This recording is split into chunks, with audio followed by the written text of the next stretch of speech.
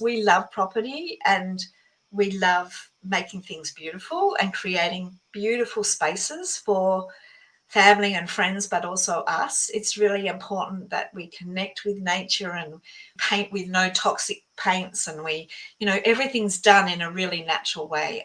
You're listening to the She Renovates podcast. You're listening to She Renovates, the podcast for women who want to renovate to create an income and a life they love.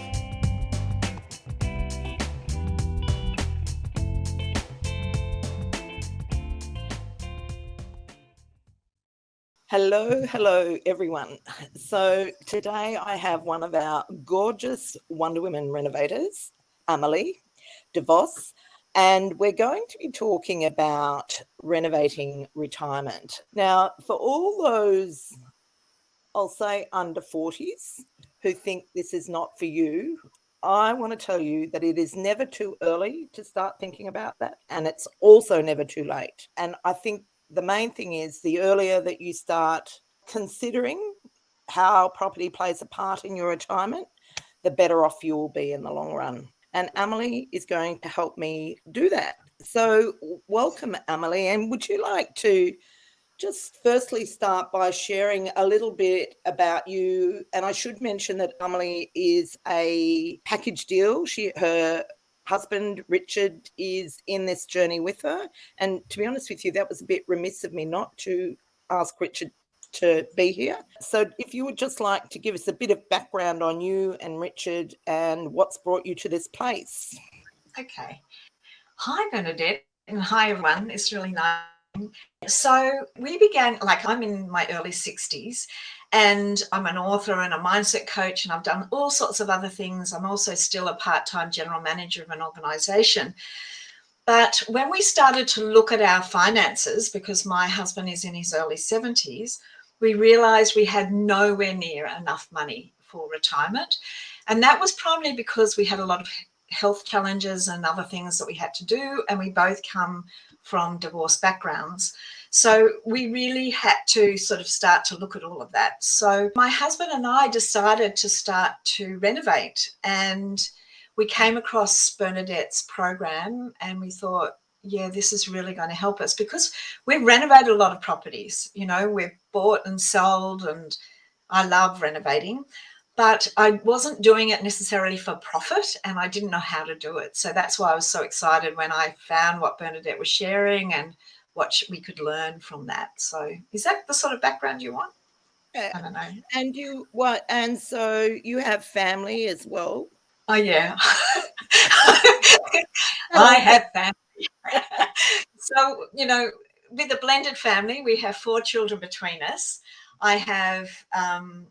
with Richard's 2 daughters, we have 7 grandchildren.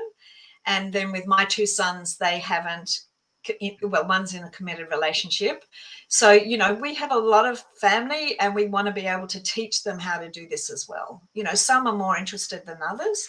I've actually got one of my eldest son is about to start down this journey.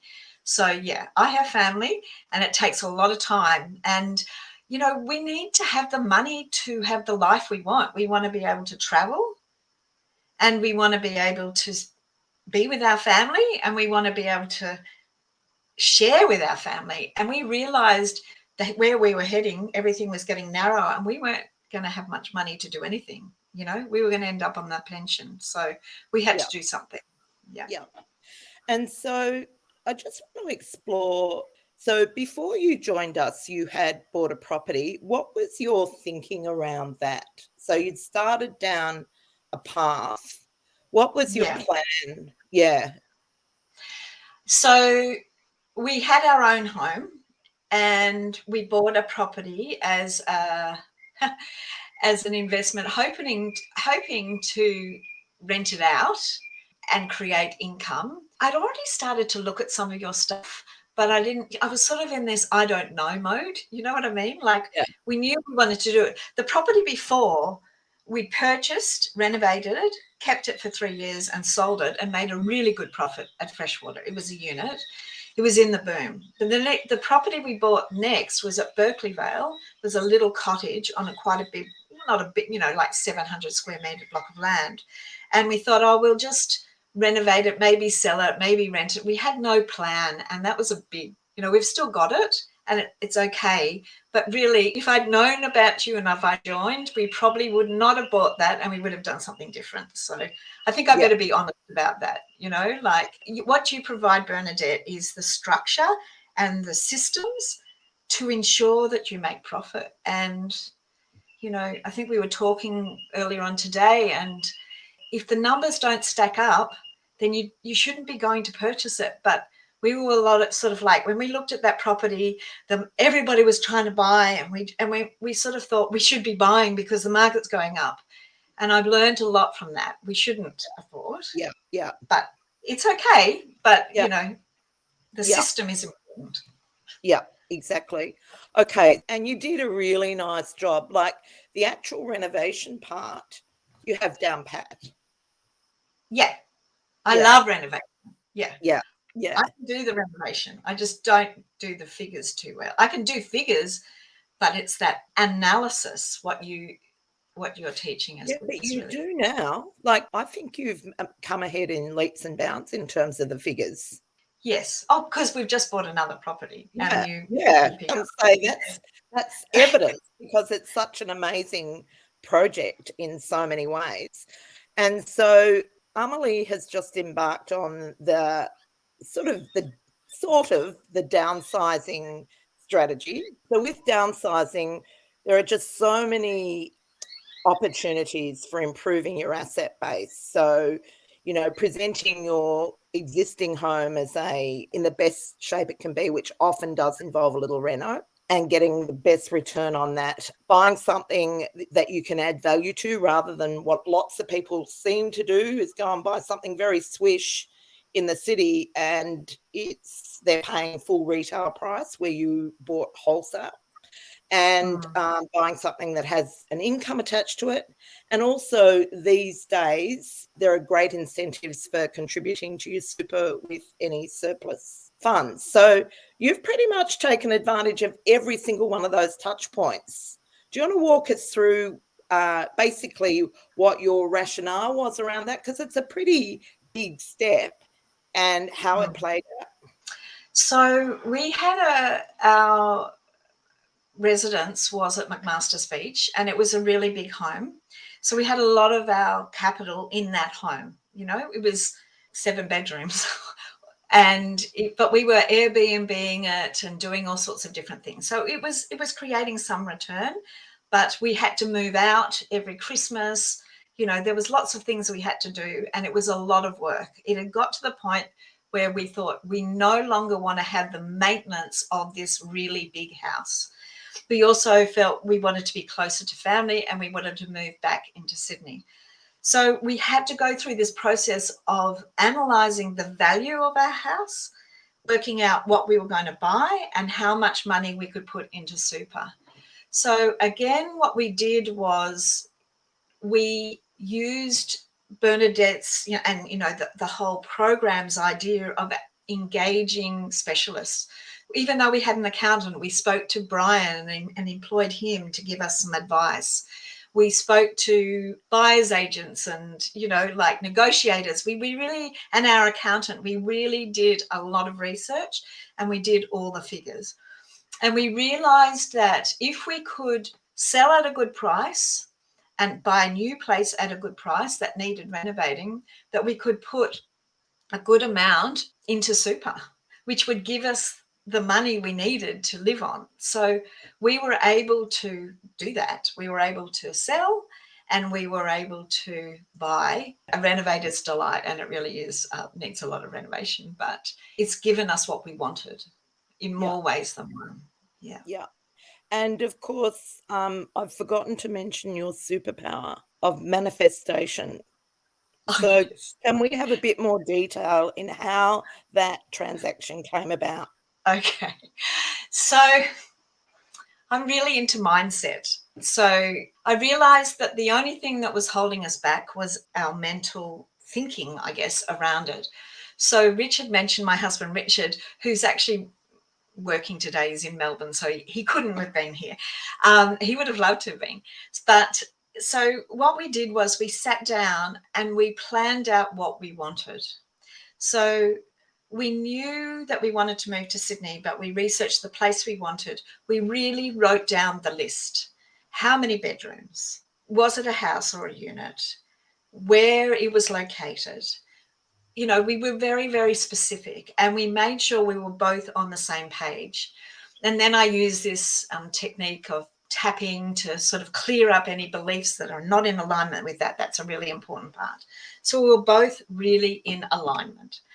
So then the process came that we were selling our house. In my vision, I wanted to sell and buy at the same time because we were told we couldn't keep the mortgage that we had for the renovated property, the one at Berkeley Vale, unless we bought and sold on the same time. That was all in our process. Anyway, the house sale happened. We'd been out looking. We knew where we wanted to buy it. We saw a house we really wanted, but we'd already been told that that was sold, that somebody else was going to buy it.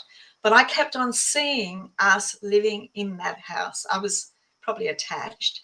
I wasn't really attached. I was just thinking that's the type of house I want. Anyway, we exchanged on the property we were selling at McMaster's at 9 a.m. in the morning. And I said to Richard, he'd been away all week, and I said to him, I think we might be able to get this house. So we engaged the negotiator, told him all about it. He'd already done some research, and essentially he negotiated. We bought it that afternoon, that new house at 5 o'clock that afternoon. So literally we were just working with flow. It was busy, but we were just being present, seeing what we wanted and not attached. You know, I think that's the pretty good description, I think. Yeah. I don't know. So you ended up exchanging on the same day that you sold your house. Yeah, which is pretty extraordinary. And I think using a negotiator in that scenario was really good because they said there was no way that they would be able to settle on the day that we wanted to settle. We had to settle on the same day. He negotiated all of that. So it took all of our emotion out of it. We got it for a really good price, and we ended up with a house that we wanted with everything. So, and it's a gorgeous house, and it will be even more gorgeous when you've finished your project. And it has an absolutely stunning garden. Oh, yeah. And it's interesting because before we moved to McMaster's, we were living in a townhouse, and we downsized into that. And we had our holiday house in McMaster's. We thought, no, we want to live up there full time. We love gardening.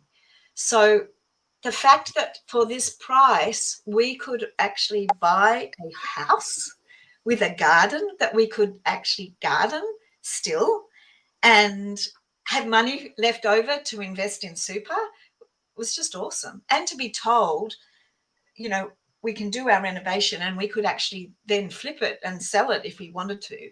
We don't really feel that we'll do that because it also has a granny flat in the backyard. So my son and his partner are living there at the moment. So like, all my dreams came true. I really wanted to be able to be closer to my family. Well, now I've got them in the backyard. Yeah. They're a long way away and separate, but, you know, it's good. It's really good. Yeah. Oh, yes. I'm very envious of that. So you've already done a little renovation. Do you want to just talk through the renovation plans and how you're managing those with your life? You're both still working? Yeah. So Richard's not working as much. He just does consulting work. So, but we do have a very busy family life with grandchildren, and I work 3 days a week. What we do is each of us has a role. Okay. So I use what my skills are in project management and budgeting and design. And Richard really loves being a handyman and getting things done and doing things like that. So often I can't be on site. So Richard will go and be there on site and meet people, or he'll be there doing the gardening or, you know, just doing the little things that need to be done. But the thing is, we always sit down and meet and talk and agree on everything. So I generally do the plans, I get it to a certain stage, and then we talk about it, agree on it, then we go ahead. He may go and buy the stuff, you know, because I don't have time to do it. So Yeah, it's a really good relationship that we have around that, each of us using our skills or the things that really interest us. And this is why we got into renovation as well, is because we love property and we love making things beautiful and creating beautiful spaces for family and friends, but also us. It's really important that we connect with nature and paint with no toxic paints, and everything's done in a really natural way. And we agree on that as well. Are you talking about the current place or the one that I did at Berkeley Vale? So I'm talking about the little one you did on the granny flat for a start. Yeah. Yeah, so we saw that there was a really big project, and having done Berkeley Vale, Richard said, I don't want to have to do too much on the main house, but we agreed we would do just the granny flat first.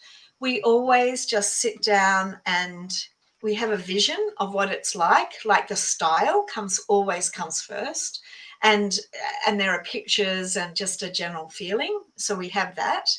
We then do the budget. We always go through and have a spreadsheet and a budget, and we agree on what the budget price will be. And then I go and source everything, and I'm always looking for the best deal. And again, I use that manifestation to do that. Use that. And I think you do it too, Bernadette. Yeah. I've heard you talk about it.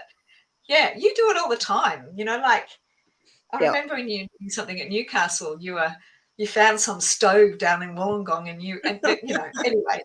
Yeah.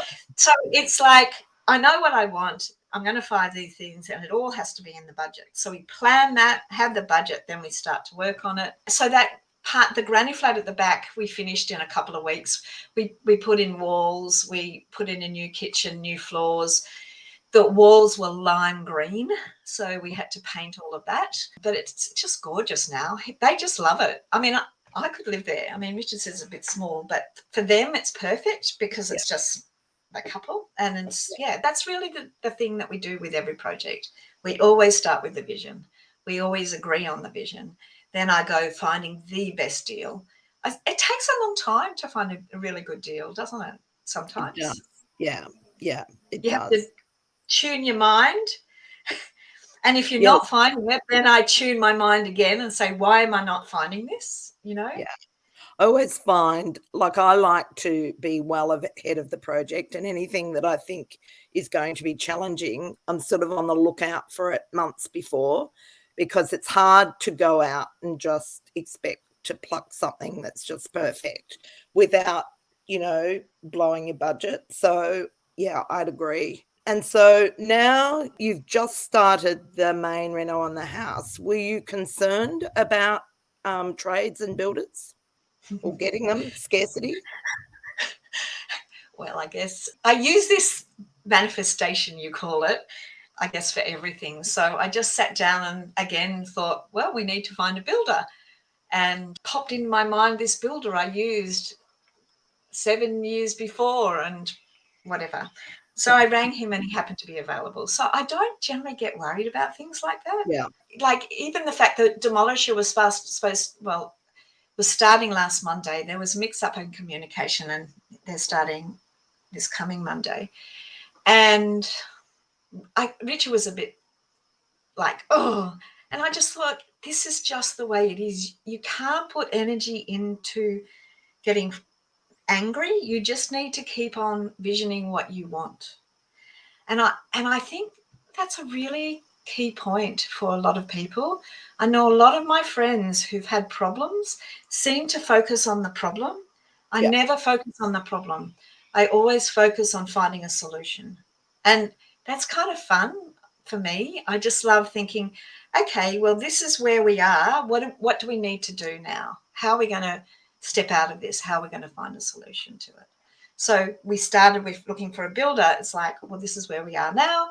So he was the first person I rang. I knew he was a great builder. I hadn't spoken to him. He'd forgotten who I was, really. But then, he was available. So Awesome. And so how long will that build take? And so what's the scope? What we're doing is creating a 3-bedroom, 2-bathroom home, and we're taking down quite a few walls. So there is asbestos inside and out, so that the demolition is quite significant. It was an original 1940s home, so it was really, I don't know how she lived there actually. So there are a lot of walls that have to go, a lot of linings. Like the front area is great, but the back area, we're taking down walls and opening it all up.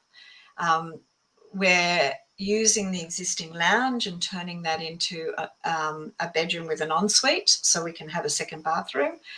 And we're just sort of, modernising it, putting sliding doors on the back, putting a beautiful deck out the back going into the yard, a fire pit. I think the landscaping out the back is really going to make a big difference. It's quite a long way from the back of the house to where the granny flat is. So we've got 10 metres of our own, and they've got another 10 metres or 15 metres from there where there's a private sort of wall of garden back from that. So we're going to have a beautiful area, and I'm really looking forward to sort of creating the garden so that the inside and the outside come together, So, yeah, it's Beautiful. really exciting. So what's the estimated completion date? So the builder has had one issue, and that his carpenter, who's been with him for 15 years, decided to take a job in a whole other area. So that is making timing a little bit more challenging. I keep on seeing he's going to get a new person really soon, so I'm going to focus on that. He says from beginning to end, maximum 3 months. I'd be surprised if it takes that long, but that will depend on him, When we did the build of the 7-bedroom home, which was renovation, we did that in 16 weeks. And I know that it's planning. It always comes down to planning, having everything ready. So I see my role with the builder as getting everything organised, ordered, ready to go, so that whenever he's ready, I'm ready to give him what he needs, particularly because he's a bit down on staff. So, and I'm doing as much as I can. He's the type of builder who said, I'll give you my contacts, you speak to them, you pay them directly, and you just pay for our carpentry and stuff, which really suits me because that's the project management that I like. So, so I'm just working like that. Okay, so you've really now beefed up your retirement income, and you'll soon have your perfect home. How does renovating feature in your future? So I mentioned the place at Berkeley Vale. So one of the ladies within our Wonder Women group is an amazing town planner, Leanne, and she said, why don't I have a look at your plans at Berkeley Vale, see what you can do. And it turns out that we could put an attached dual occupancy there. So we've currently got a little cottage that we're renting out, really good rent. And it's fairly close to the road and has a yard. So once we've finished this project, we're then going to assess whether or not we do the attached dual occupancy at Berkeley Vale, or we sell and we do another renovation project. So that's really where our equity is. And even if any of that doesn't come off, I wouldn't mind doing some joint ventures and things like that as well, because I do love renovating. So, I'd love to be able to use my skills. So anyway, I'm just going to do one thing at a time though, because that's one of the things. I just do have a lot on my plate. I've just got to do it one at a time, rather than do everything at the same time. Because self-care is really important to me. I've burnt myself out enough times. So I'm really investing time I've joined a gym and doing yoga and dance classes and really meditating every day and doing all those things that are really important. So I do that. And so that's why I don't want to do too much, because I don't want to stretch myself too far. Yeah. And so I know, as I mentioned earlier, a lot of people, when they downsize, go to the smart apartment and already done and just go and perch there. How do you feel? Do you feel that taking this path has infringed on the quality of your life? Oh, no, it's enhanced it. Personally, I feel it's enhanced it. The reason being is we have come from quite a big house with a lot of maintenance, lots of decks and, all that sort of thing. And what we've chosen is a home that's much smaller, so it's less maintenance, but we're actually doing things that are not going to require maintenance. So rather than just buying another property, because we're renovating, we can decide back deck doesn't have to be in timber, it can be in that modwood. So we don't have to paint it every year, like little things like that. That's why our quality of life's better.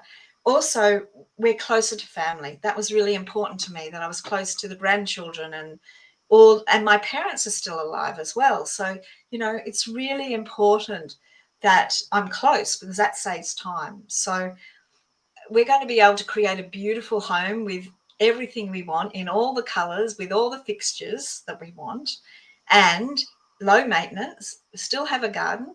So our quality of life, I feel, has improved substantially. We've actually chosen an area that means, as we get older, if we decide to stay there, it's a walk to the beach, it's a walk to the shops, it's a walk to the major beeline bus that goes into the city. It's, it's flat. So, it's a good decision for us in the longer term as well. You don't really think of getting older, but, I guess that's what retirement's about. And it means that we can travel. It's going to be really easy to travel, Beautiful. So, yeah, much easier. And last question, in your last 12 months, when you've been organising all this, what's been the most surprising thing that's happened? I think selling McMaster's and buying in Narrabeen. Like, I remember being at the Wonder Women conference last year in May, and I was not in a very good place. I was very concerned about our financial future. There were various reasons at that time why we couldn't sell McMaster's, and I just didn't know what we were going to do and how we were going to make it. I was really very upset about the whole thing. I felt like I had no choices. I felt I was just heading towards a life that I had no control over.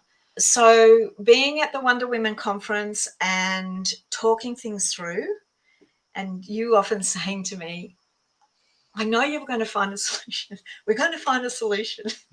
And knowing that and keeping my mind on, yes, because I kind of had lost that hope. It was like I didn't know what to do. So it was like, okay, we are going to find a solution. So taking those steps, and then all of a sudden, Richard agreed to sell the house. The house was on the market.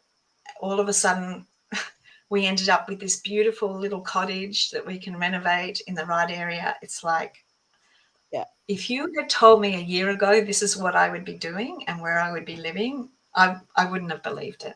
I wouldn't. Now I'm going to cry. Yeah, I just feel I feel really, I guess, touched and excited by the fact that it has made such a difference to your life. And I think, like, you are an incredible energy in our group, and I really love that magic that you bring to us.